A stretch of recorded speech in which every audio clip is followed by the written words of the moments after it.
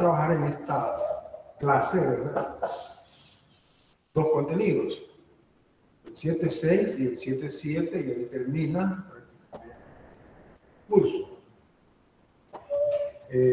Vamos a hablar acerca de la entropía. Las leyes de la termodinámica que hemos estudiado son la ley cero de la termodinámica, que está relacionada con la temperatura. Hemos estudiado la primera ley de la termodinámica, que es la conservación de la energía en los sistemas termodinámicos, y eso está relacionado con la energía interna. Cuando digo con la energía interna, más que con la energía interna, con los cambios de energía interna. La energía interna es una función de estado, solo depende del estado inicial y del estado final, no depende de la trayectoria que siguen los procesos termodinámicos. Y luego ahora estudiamos la segunda ley de la termodinámica, que está relacionada a un concepto importante que se llama entropía. Resulta que así, en breves palabras, la segunda ley es la que direcciona los procesos en la naturaleza, es decir, es la que nos dice si un proceso ocurre o no ocurre en la naturaleza. Porque la primera ley es importante por la conservación de la energía, pero la primera ley no nos da luz si ese proceso ocurre o nunca va a ocurrir. Es la segunda ley la que establece la dirección de los procesos. Y para eso se basa en la entropía, y más que en la entropía, en los cambios de entropía. Igual que los cambios de energía interna, ¿verdad? Entonces, lo otro que podemos decir es que la segunda ley tiene varias versiones, quizás de las leyes científicas más versátiles que hay. Una primera versión la estudiamos cuando Kelvin Planck plantea que es imposible construir una máquina térmica perfecta, así en pocas palabras. ¿Qué significa eso? Que todo el calor proveniente de la fuente de temperatura alta lo transforme en trabajo útil. Eso no es posible, según la segunda ley. Según la primera ley sí es posible transformar todo el calor en trabajo y todo el trabajo en calor. Entonces, esa es una versión. La otra versión se refiere a los refrigeradores, o sea, las máquinas térmicas inductivas que llamamos refrigeradores, y ese planteamiento lo hizo Clausius, diciendo que no es posible construir un refrigerador perfecto, que es aquel en el cual el trabajo de compresión es igual a cero. ¿Por qué no es posible? Porque no es posible transferir energía calorífica de una fuente de baja temperatura a una fuente de alta temperatura. Eso no es posible. Entonces, ahí tenemos dos versiones ya de la segunda ley. Hoy vamos a construir otra, que es la versión de la segunda ley en términos de esa propiedad que se llama entropía. En términos de la entropía. Bien.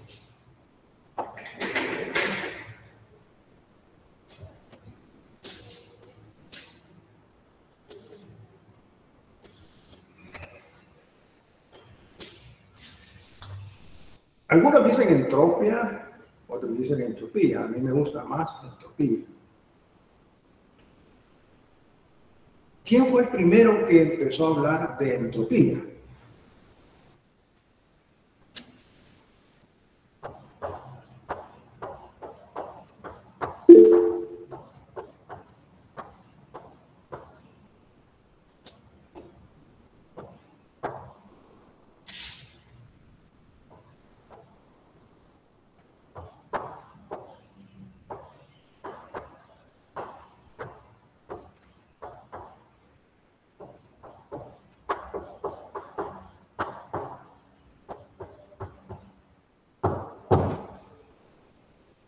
Fue Clausius, uno de los formuladores de la segunda ley, el que introduce el concepto de entropía.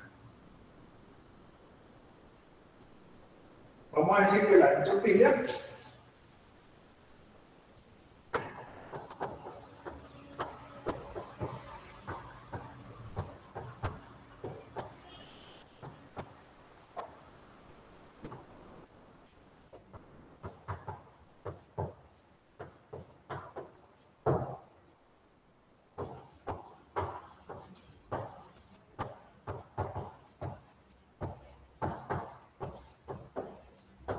Ingeniero, disculpe. ¿Sí? Fíjese que se ha desenfocado la cámara. Permítame, vamos a ver. Falta. Falta. Falta.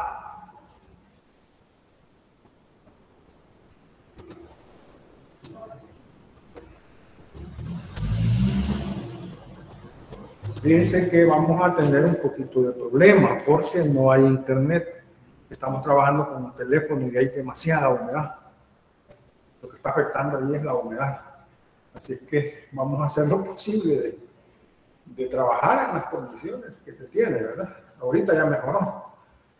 Hay mucha humedad ahorita en el ambiente, ¿verdad? Entonces en España, entre la cámara hay que estar ahí poniéndole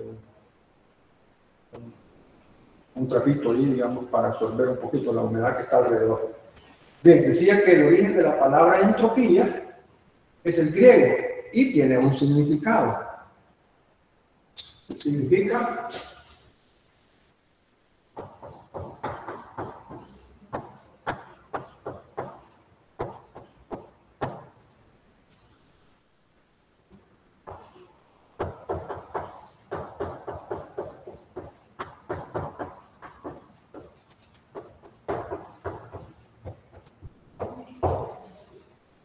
evolución. Es decir, cómo evolucionan los procesos termodinámicos. Cómo se transforman las sustancias cuando están sometidas a un proceso termodinámico. Entonces, el origen griego y el significado, y la raíz de esa palabra entropía, que no es muy común, es evolución o transformación. Vamos a decir que la entropía es una función de estado.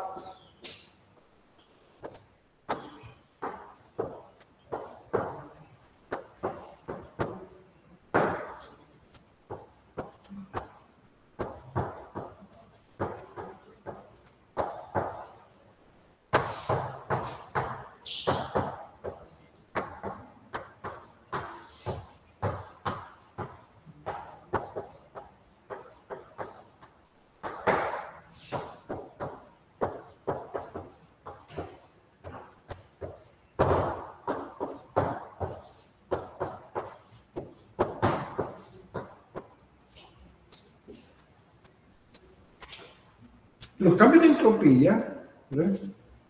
Todo depende del estado inicial y el estado final. Es decir, hay una entropía de la sustancia de trabajo en el estado inicial y una entropía de la sustancia en el estado final. Nos interesan los cambios de entropía, que son los que le interesan a la segunda ley, igual que los cambios de energía interna a la primera ley. Entonces, decir que la entropía se representa por la letra S. Y es una función de estado. La entropía, entonces, está asociada a la segunda ley. Entonces, vamos a decir que la segunda ley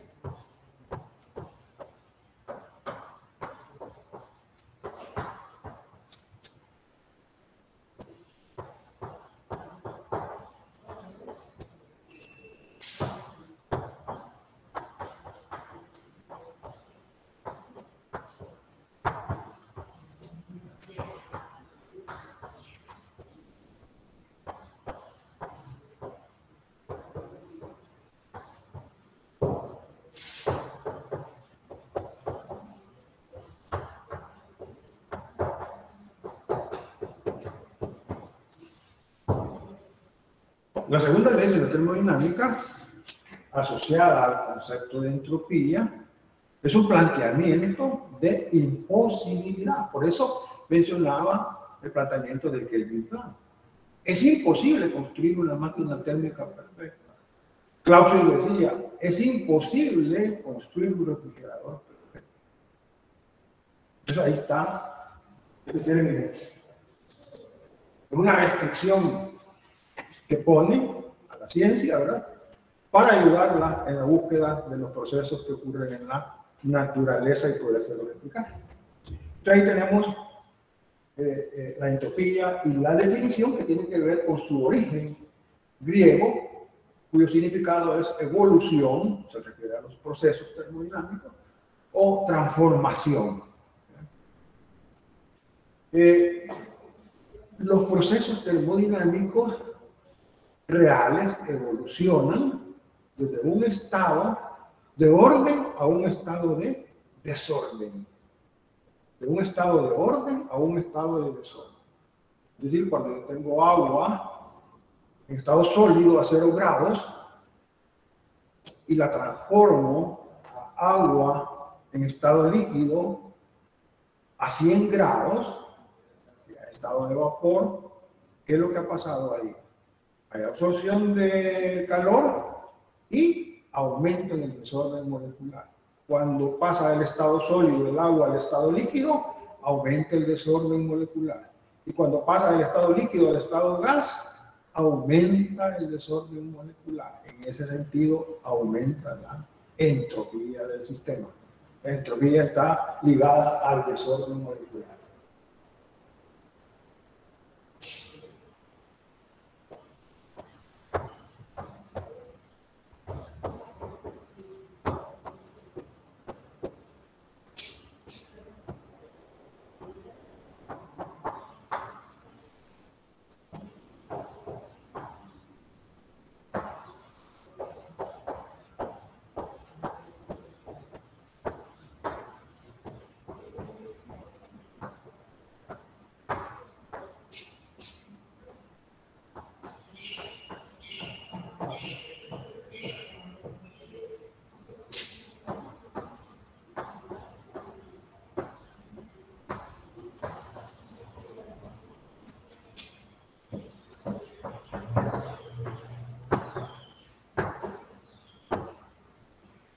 Todas estas consideraciones son importantes, por eso las estoy escribiendo. La entropía está relacionada con el desorden molecular, al evolucionar un proceso termodinámico. Si nosotros tenemos en cuenta todos estos elementos, vamos a tener más clara la idea inicial de lo que es la entropía. Bien.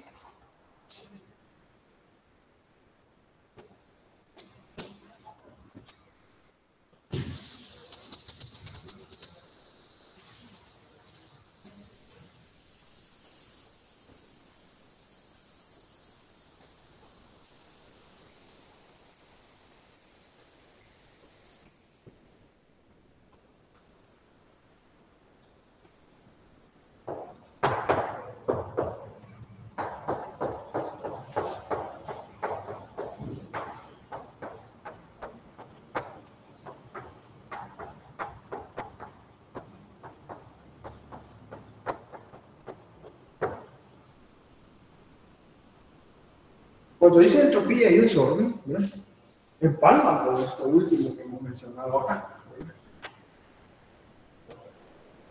Vamos a decir que la entropía es una medida cuantitativa del desorden molecular.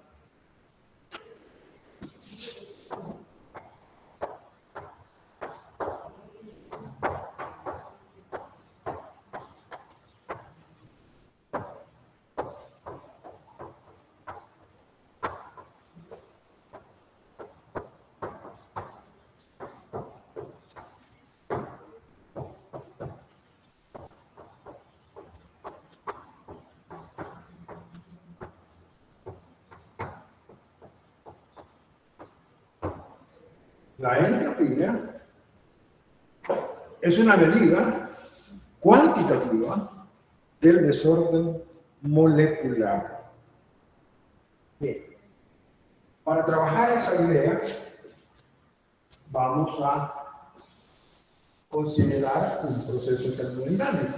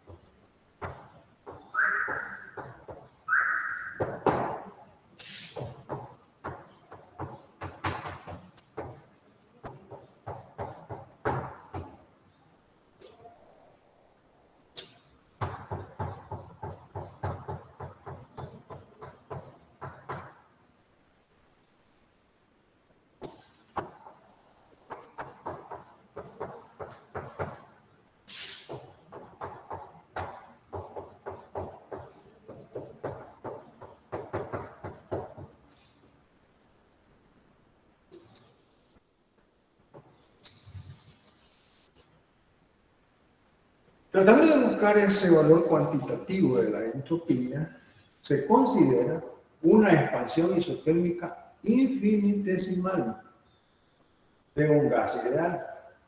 Quiere decir que en esa expansión la temperatura del sistema va a estar en un estado de equilibrio o cercano al estado de equilibrio.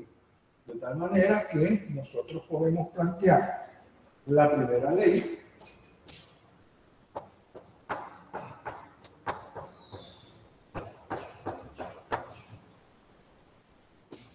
y luego la escribimos en forma diferencial.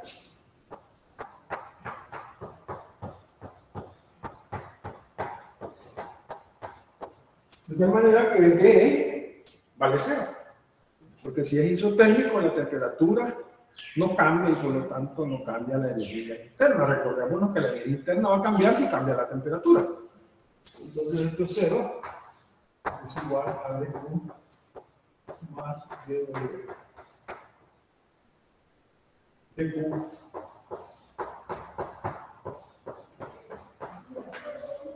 dQ es igual a menos dW.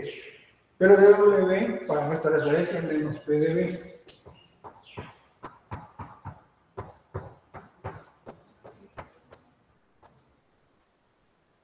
De manera que dQ sea igual a dV.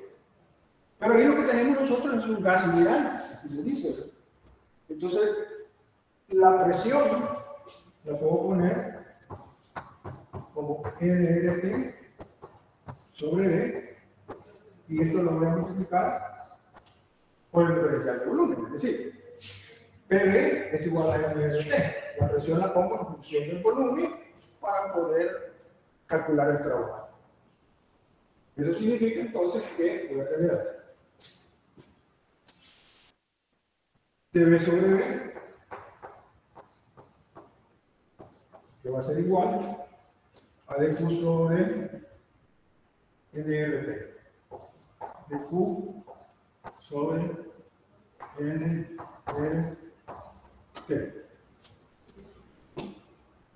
O sea, separo la variable. dV sobre V es igual, esto lo paso por acá. Ya aquí.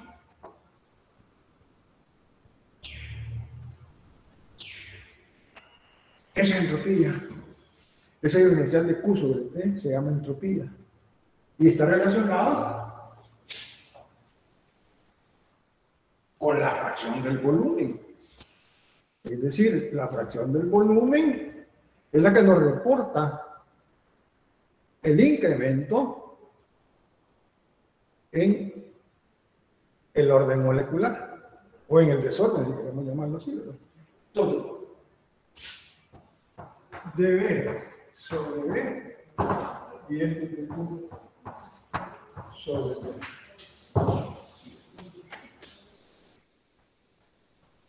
Esta es una medida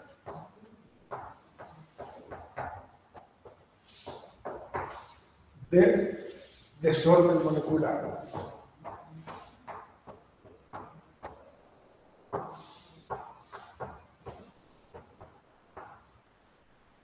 Y esto que tenemos acá, que es la entropía. De manera que dQ sobre T se va a proporcional a dV sobre V. Esa entropía está relacionada con esa fracción de volumen que representa el desorden molecular. Entonces ahí tenemos ya la idea de esta expresión que es dQ sobre T para un proceso isotérmico de temperatura constante infinitesimal. Ese es el origen prácticamente del concepto ya cuantitativo de la entropía. Entonces aquí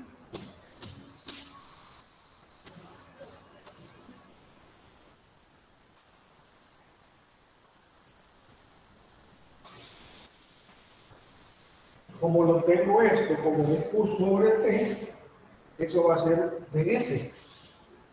El cambio de entropía es dQ sobre T. Vamos a decir que este es un proceso infinitesimal, decía ahí, ¿verdad?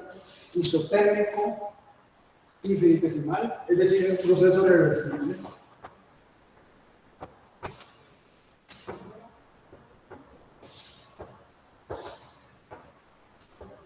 Es decir, consideremos que es una expansión isotérmica infinitesimal. Está prácticamente hablando de un proceso isotérmico reversible, en donde la temperatura de equilibrio está muy cercana siempre al estado del gas.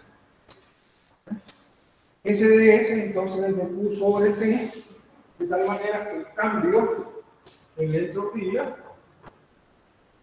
es integral de Q sobre T. Esto es de un estado 1 a un estado 2. Estado inicial y estado final. Lo representan los números ahí.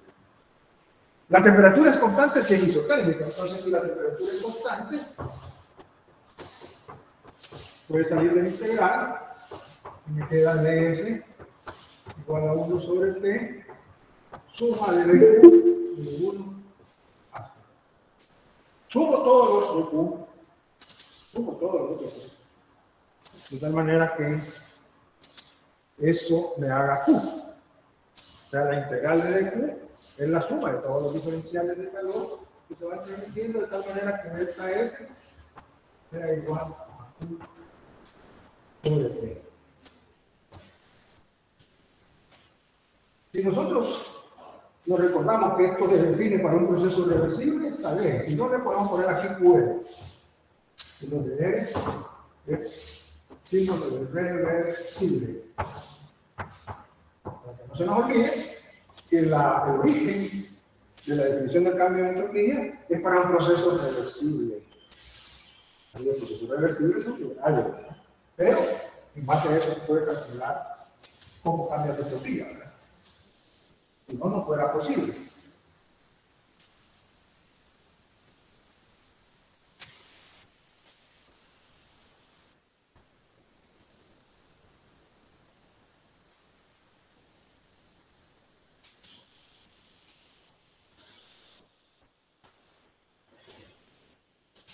De ahí nosotros podemos conocer cuáles son las unidades en el SI. En el SI,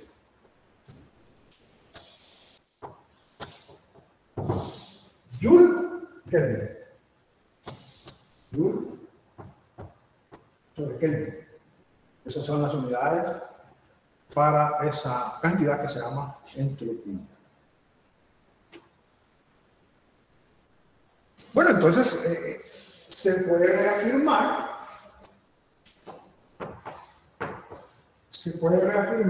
la entropía en los procesos reversibles.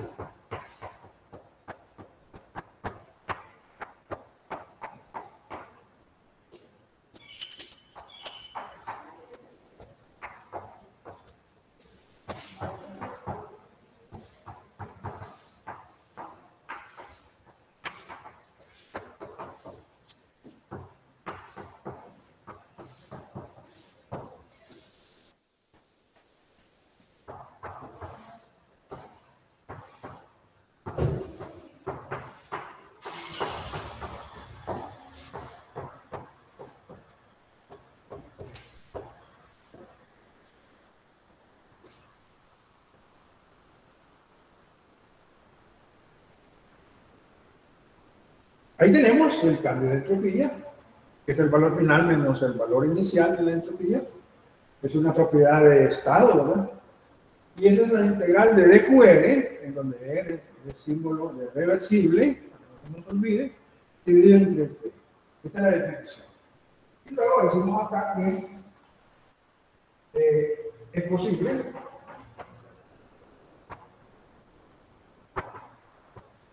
calcular el delta S en los procesos irreversibles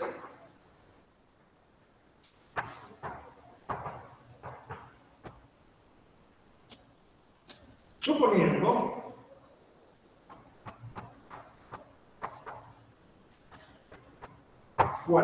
trayectoria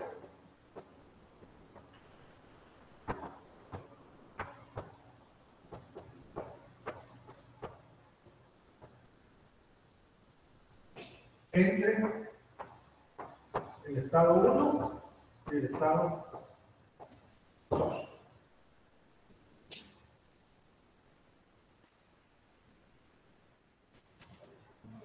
En otras palabras, cuando vamos a hacer cálculos de cambio de entropía en los procesos irreversibles, que esos son los reales, lo que ocurre en la naturaleza, resulta de que en los procesos irreversibles solo conozco información del estado inicial y del estado final. No conozco la trayectoria del proceso.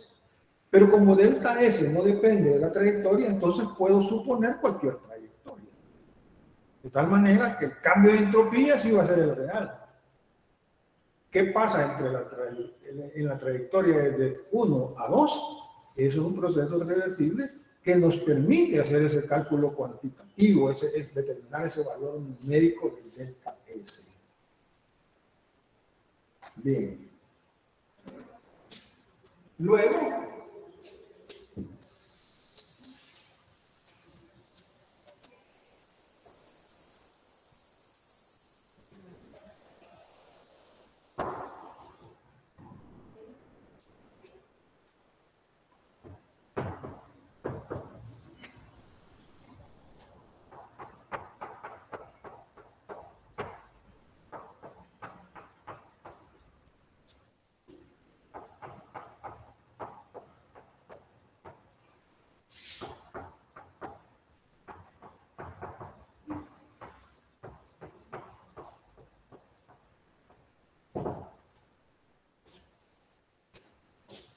bien, vamos a comentar algo antes de hacer números. Dice ahí, entropía en los procesos cíclicos. Un proceso cíclico es un proceso de trayectoria cerrada. El estado inicial y el estado final coinciden. Entonces, si la entropía la hemos definido en términos de un Q reversible, quiere decir entonces que cuando vamos a hablar de entropía en los procesos cíclicos, el ciclo tiene que ser también reversible. ¿Cuál es el ciclo reversible por excelencia? Digamos, en este tema, el ciclo de Carnot. Entonces vamos a tomar de referencia el ciclo reversible de Carnot.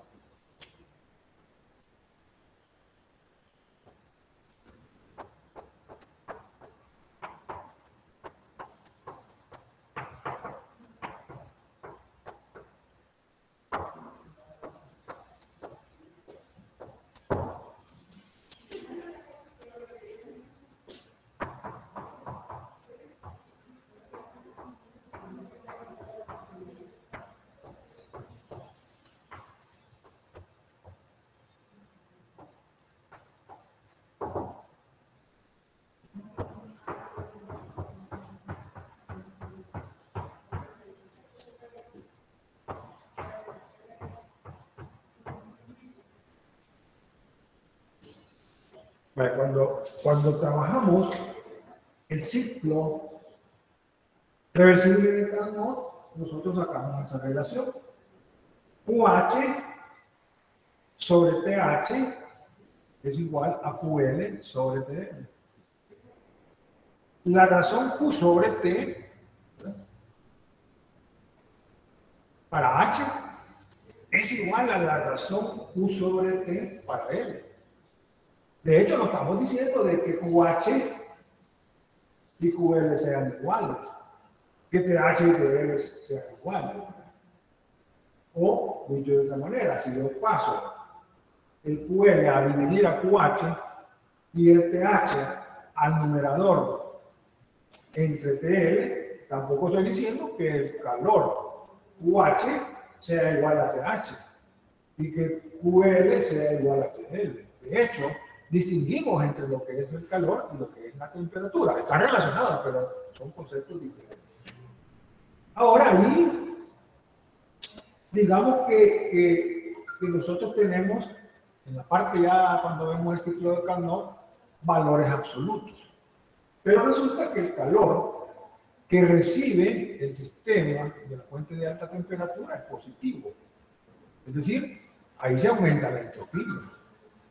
Pero el calor que libera la fuente de baja temperatura realmente es negativo. Y ese negativo lo que nos está diciendo es que la entropía va a disminuir. Wow. Entonces, quiere decir que yo puedo perfectamente poner un signo menos acá, tomando en cuenta que U sobre T me define la entropía.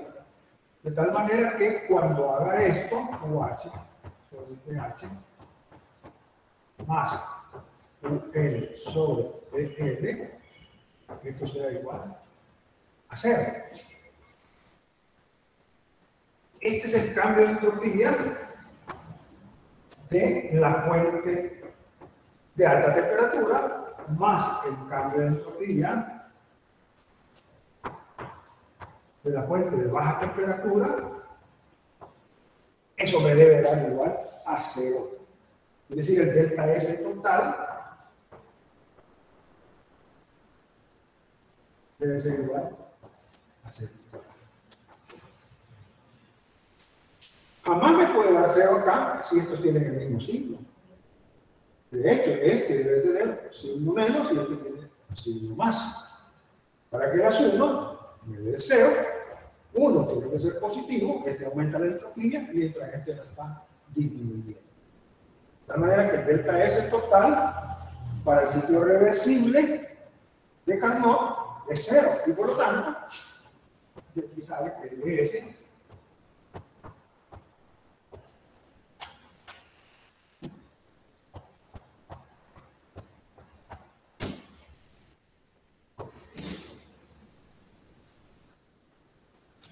ese símbolo de integral refleja que es un proceso cerrado. Dice que de S, o sea, el cambio de la entropía, en la integral cerrada de dq sobre t. Y el cambio de entropía total, si el ciclo es reversible, es 0. Es cierto. En otras palabras, los procesos cíclicos reversibles no cambian su entropía. La entropía inicial y la final es la misma. Se dice que son procesos isentrópicos. Delta S vale 0, entonces S es constante. Es un proceso isentrópico.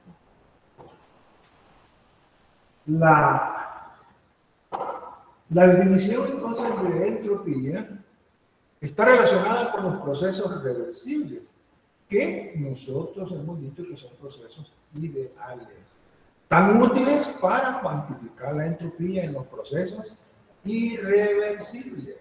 Resulta que hay procesos irreversibles que nosotros hemos estudiado anteriormente y en eso nos basamos, digamos, para aplicar el concepto inicialmente de cambio de entropía. Por ejemplo, nosotros en los procesos irreversibles que hemos estudiado ya y que los conocemos de alguna manera, está la conducción del calor en una barra. La conducción del calor dice que se transfiere calor desde la fuente de alta temperatura a la fuente de baja temperatura a través de una barra aislada de longitud R. Ese es un proceso irreversible. ¿Por qué? Porque tiene un solo camino. El calor se transfiere de la mayor temperatura a la menor temperatura. Sin embargo, ahí vamos a hacer una prueba asumiendo que el calor, que no sabemos que el calor se puede transferir desde la temperatura baja a la temperatura alta, para obtener un delta S que tiene un significado muy importante. Luego vamos a plantear la expansión libre. La expansión libre, ya la estudiamos, es un proceso irreversible. Es decir, cuando se rompe la membrana, el gas se expande contra el vacío y llena el recipiente, de tal manera que eso es un proceso irreversible. Las moléculas por sí solas no se pueden reagrupar y llegar del estado final al estado inicial. Entonces, el proceso tiene una sola dirección y por lo tanto es irreversible y ya lo conocemos. Los cambios de estado, que son dentro de los cuales están los cambios de fase, ¿verdad? O sea, un cambio de estado es un término más general, ¿verdad? Cambia el estado de un sistema cuando cambia la presión, la temperatura y el volumen. Pero cambia de fase cuando hay ciertas condiciones para que se pase de un estado de la materia a otro. Eso también lo vamos a plantear ahí. Y luego otro proceso que ya conocemos y que vale la pena recordarlo para ver cómo se hace el cálculo, es el proceso de mezclado, que es cuando vimos la parte de calorimetría, ¿verdad? Le llamamos proceso de mezclado. Ese es un proceso irreversible también. Es decir, se mezclan dos sustancias, una a alta temperatura y una a baja temperatura. Alcanzan una temperatura de equilibrio térmico y ahí cesa la transferencia de calor. Los cuerpos no pueden regresar por sí solos al estado original. Es decir, hay una dirección en el proceso. Y luego viene plantear la entropía, como resumen, ¿verdad? Con la segunda ley. Plantear la entropía con la segunda ley. Es decir, cómo se relaciona la versión segunda ley con esa propiedad que se llama función de estado, que es la entropía, que solo depende del estado inicial y del estado final. Vamos a hacer entonces ese proceso de ir analizando paso a paso lo que sería los cambios de entropía en los procesos irreversibles.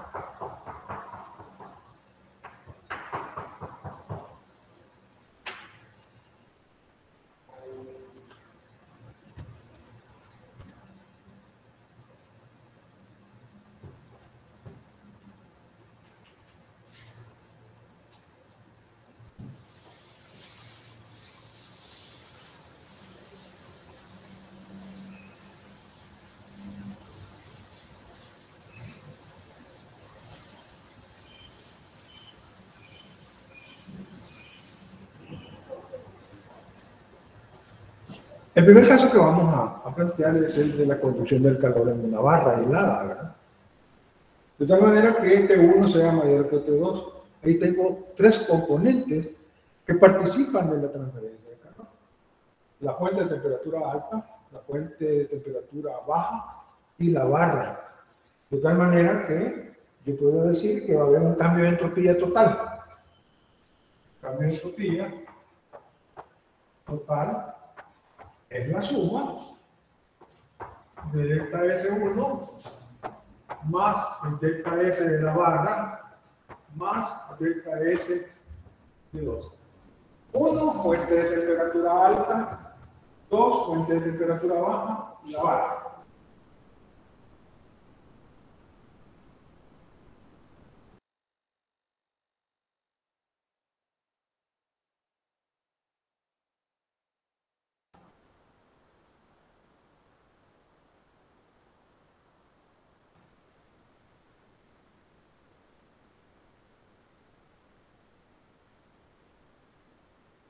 Calor.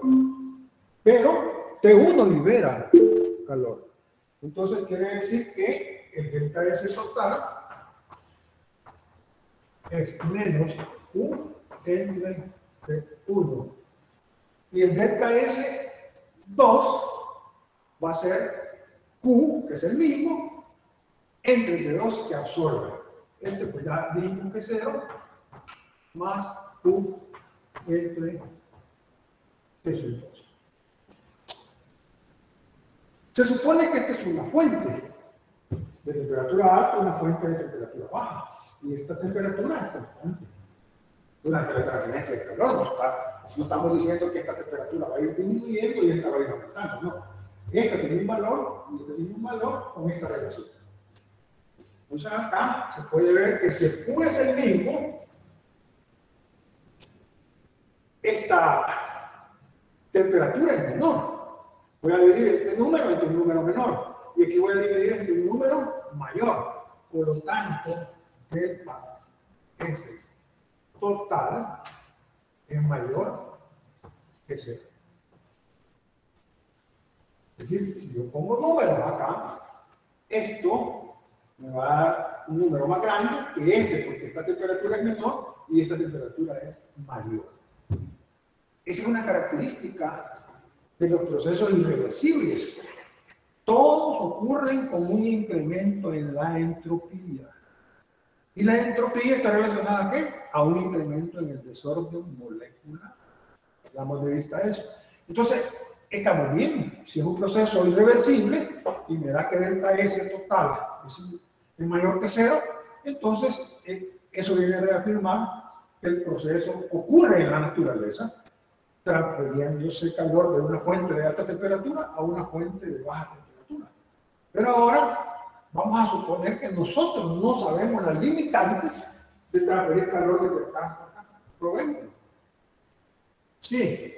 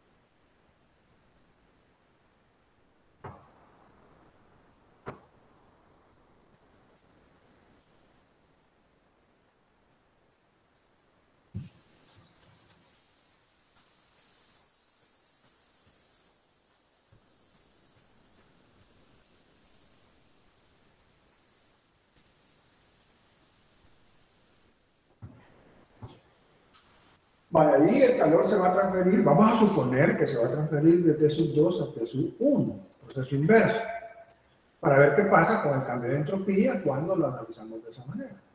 El delta S total va a ser siempre la suma, en ese caso de delta S2 más delta S de la barra más delta S1. ¿Sí? Voy a escribir que delta S total es delta S2 más delta S de la barra más delta S1. Entonces, hemos dicho que esto vale 0 porque solamente es el medio para transferir calor, no absorbe calor en ningún momento, como lo absorbe, por ejemplo, en ese caso T1. ¿Ven? T2 libera. Entonces quiere decir que acá delta S total es menos Q sobre T2 más Q sol T1 que está absorbiendo. Obsérvese ahí que T2 es menor que T1 y por lo tanto aquí me estaría dando un delta S total menor que 0. Entonces ya hablamos de los delta S igual a 0, que es para los procesos reversibles. Calculamos el delta S para la barra y nos dio mayor que 0.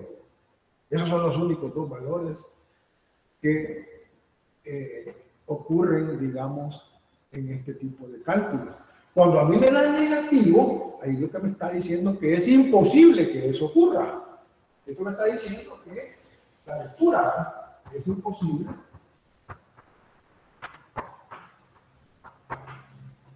Transferir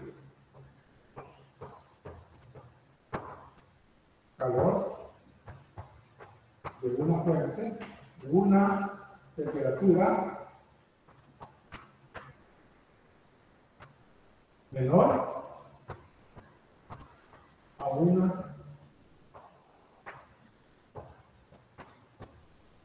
mayor. No es posible. Vale, vamos a poner un ejemplo para que vayamos como viendo todos estos procesos. Bueno, por ejemplo, yo tengo una piedra, la suelto, cae libremente al suelo.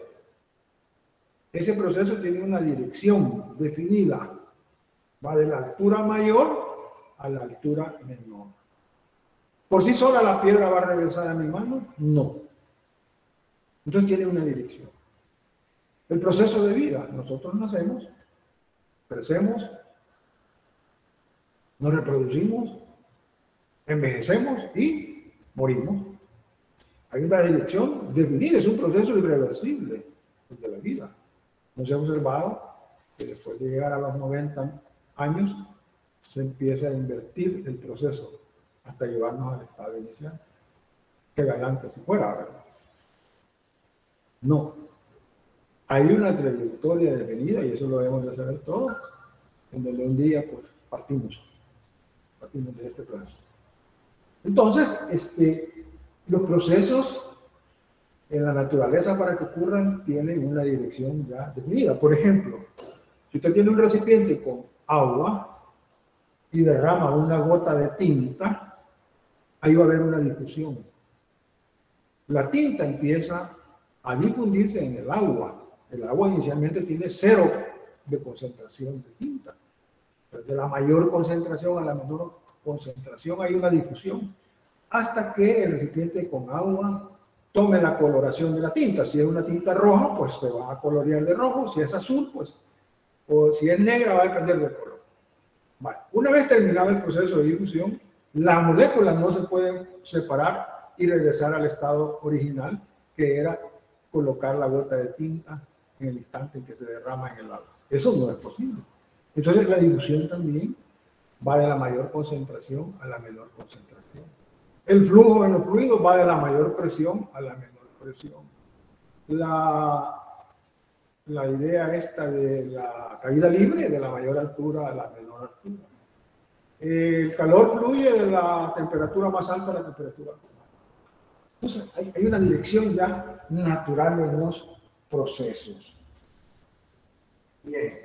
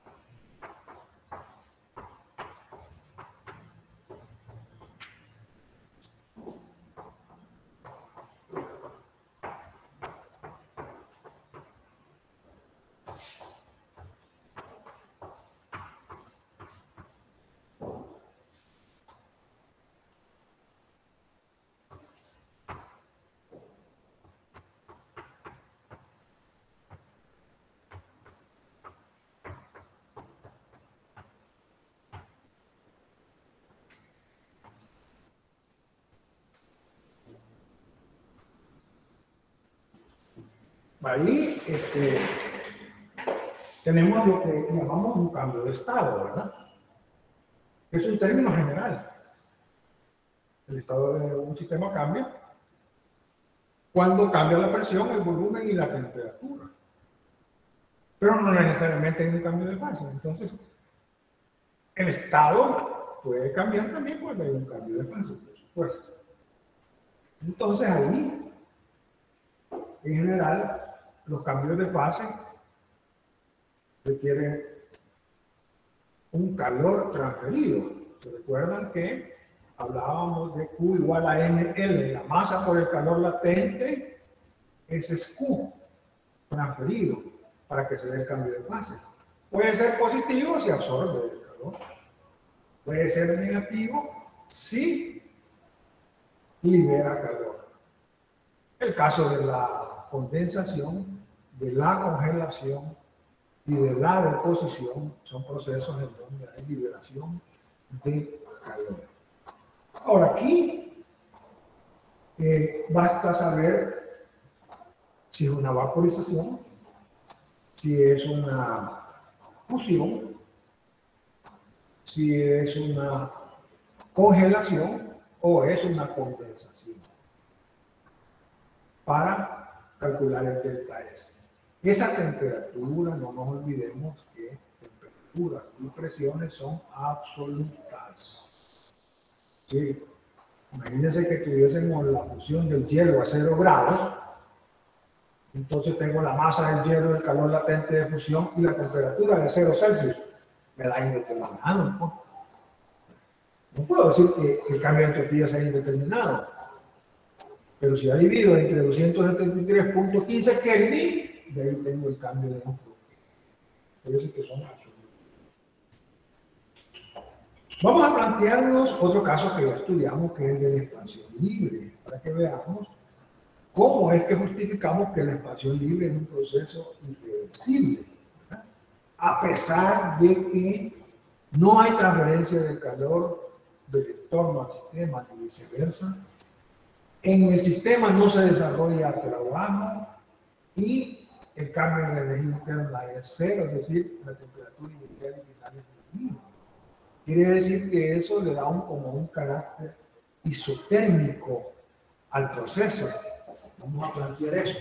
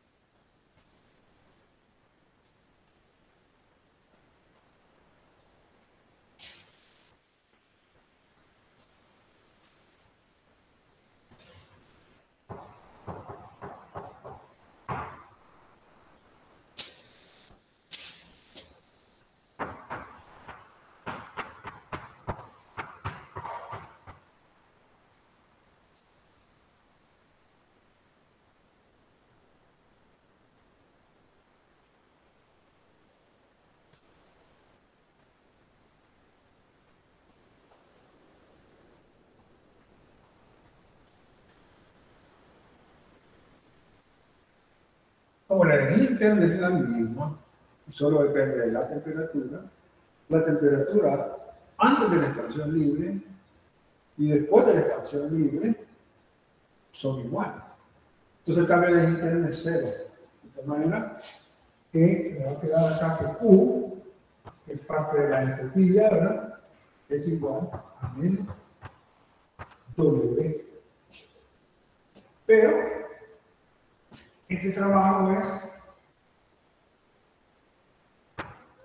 menos NRT, logaritmo natural, del volumen final entre el volumen inicial. Este es nuestro trabajo isotérmico. De tal manera que Q sea igual a NRT, logaritmo natural del volumen final entre el volumen inicial. Pero resulta que el cambio de entropía es Q sobre T, para el proceso isotérmico, Q sobre T. Pero Q es NRT, logaritmo natural, el volumen inicial, sobre la temperatura. O sea que el delta S es NR, logaritmo natural, del volumen final, entre el volumen. Este es mayor que este volumen es mayor que este. Entonces esto es positivo. Esto también. Entonces el delta S acá mira mayor que 0, lo cual viene a reafirmar que esta expansión libre es un proceso irreversible.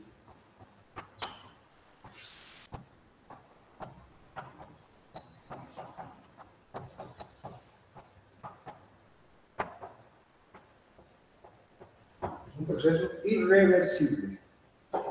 Delta S mayor que 0.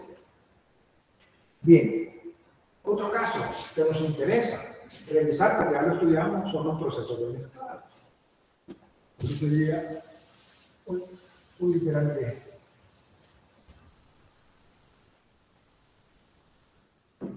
Un literal de que se llama procesos de mezclado.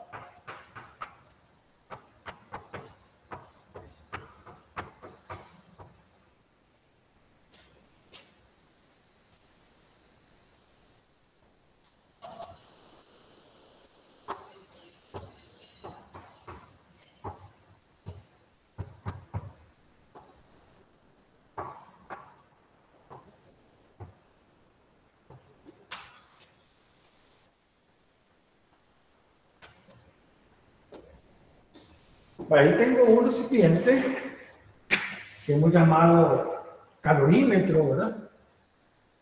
Es un recipiente aislado térmicamente que sirve para transferir calor entre los objetos. Un objeto 1 y un objeto 2 van a transferir calor de tal manera que la temperatura 1 sea mayor que la temperatura 2. El recipiente, pues como es un buen aislante, es despreciable el calor que pueda absorber.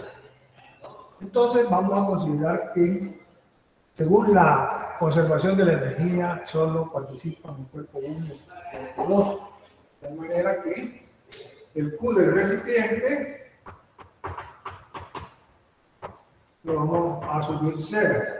Es decir, Q1 más Q2 igual a 0. Esto es suma de todos los Q igual a 0. M1, C1, T final menos T inicial, 1 más M2, C2, T final menos T inicial, esto es igual a 0. De tal manera que yo ahí puedo trabajar algebraicamente para tener la temperatura de equilibrio térmico. O sea, necesito conocer esa temperatura porque la inicial de cada cuerpo ya la tengo. Lo que no tengo es el valor final de la temperatura. Entonces,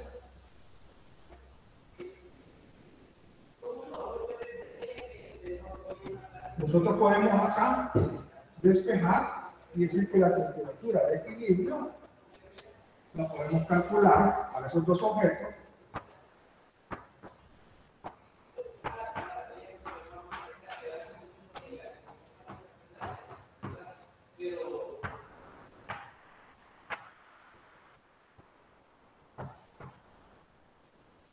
Eso resulta de la transferencia de calor, ¿verdad?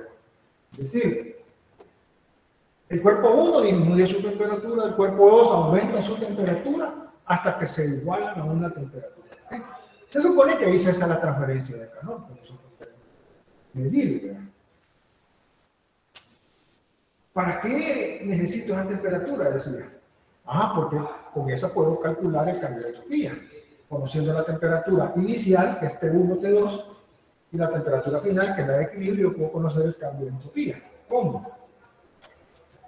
El delta S del cuerpo 1 va a ser igual a integral de dq reversible sobre T del estado inicial al estado final, es decir, integral de,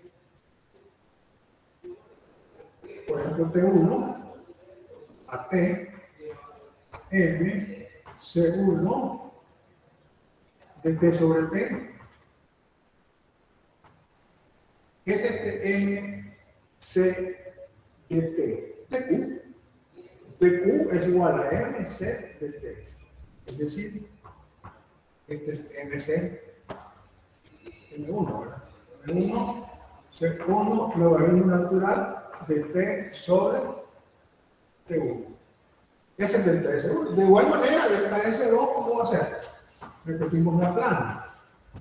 Y vamos a llegar a M2, C2, logaritmo natural de T sobre T1. Ahí tengo el cambio de entropía de cada uno de los objetos, de tal manera que hay un cambio de entropía total. Este valor total va a ser delta S1 más delta S2. Es decir, M1 C1, logaritmo natural de T sobre T1, más M2 C2, logaritmo natural de T entre T sub 2. Ahí solo hay que evaluar con valores numéricos, por ejemplo, ¿verdad? Vamos a conocer la masa, qué tipo de material es, ¿verdad? Si uno es agua y dos es aluminio, ¿verdad? Vamos a conocer sus calores específicos. Tenemos la temperatura de equilibrio térmico, la temperatura inicial, ambas absolutas. Ambas absolutas.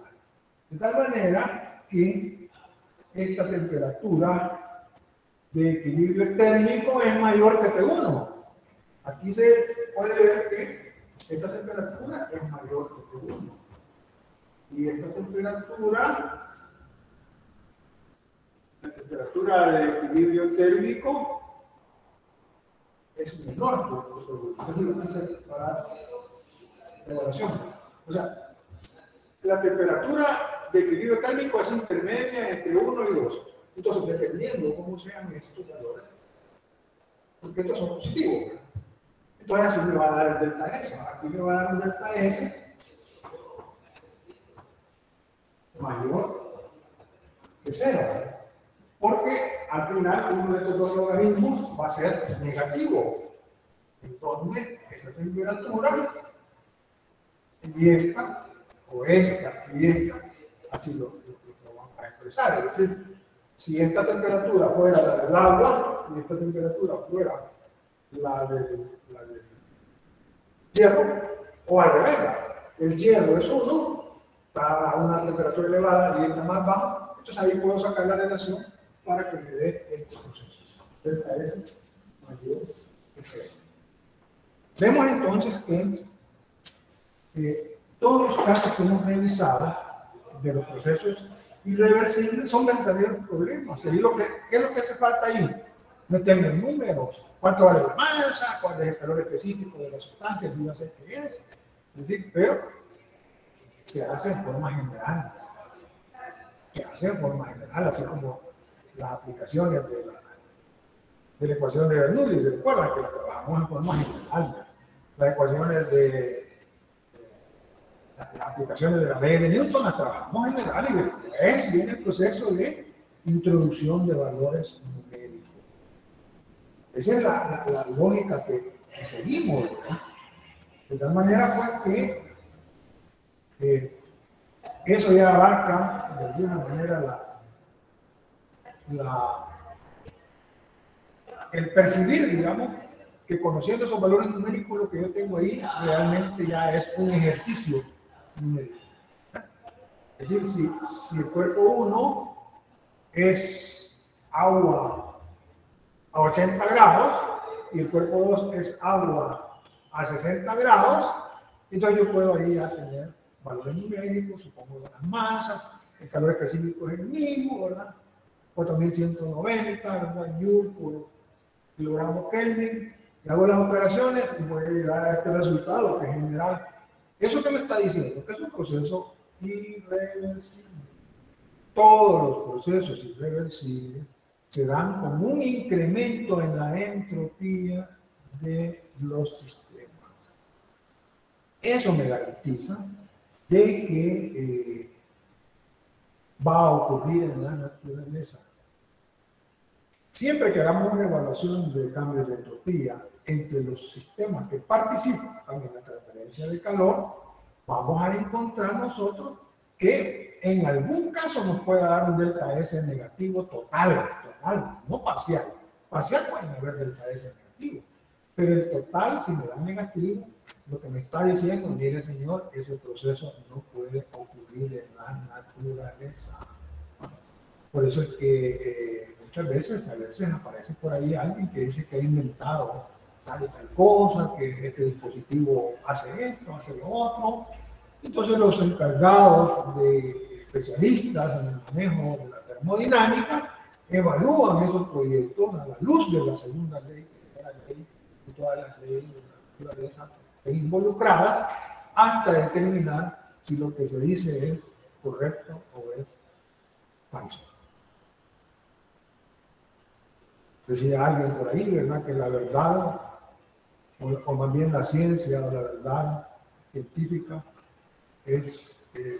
la ciencia se comporta de una sola manera, ¿no? Es decir, no tiene ambigüedades, yo que quería decirlo, no tiene ambigüedades, es decir, si ha determinado que a través de ese parámetro que se llama entropía, ¿verdad?, esa propiedad del sistema, se puede medir el grado en que se desordena la parte microscópica de la materia, entonces esa es la pauta para decir que va a ocurrir.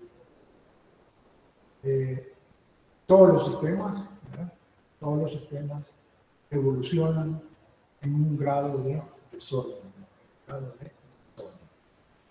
Y por último vamos a copiar ahí la entropía y la segunda ley, es decir, cómo se relaciona la entropía con esa segunda ley.